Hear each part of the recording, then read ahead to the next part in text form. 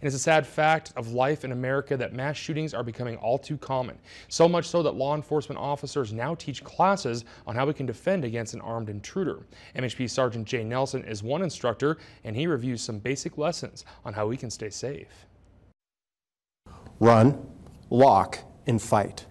When it comes to surviving an active shooter attack, we need to think the unthinkable. First and foremost is your individual mindset. We have to live our lives a little bit different. We have to recognize when we go into a facility, where are the exits? We have to recognize that what could we use as a weapon? Nelson says the first thing he teaches when it comes to such incidents, see something, say something. If it doesn't seem right, tell someone.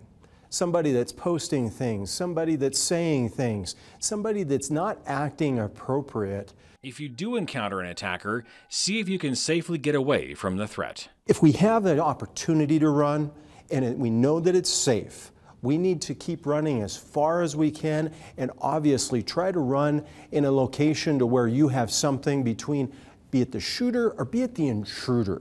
If running isn't an option, find a way to shelter in place.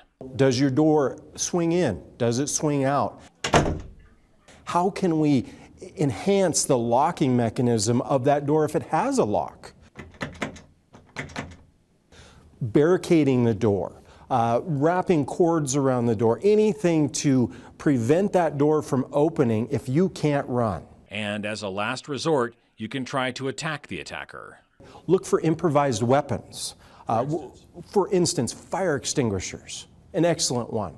Anything that you can use to take that person out. We might not want to do harm to somebody, that might be in our nature, but it comes down to being a statistic or a survivor. Nelson says surviving this type of threat involves not living in fear, but finding a way to empower yourself. Truly, are you going to do something should that intruder come through the door? Dennis Carlson, MTN News, Helena.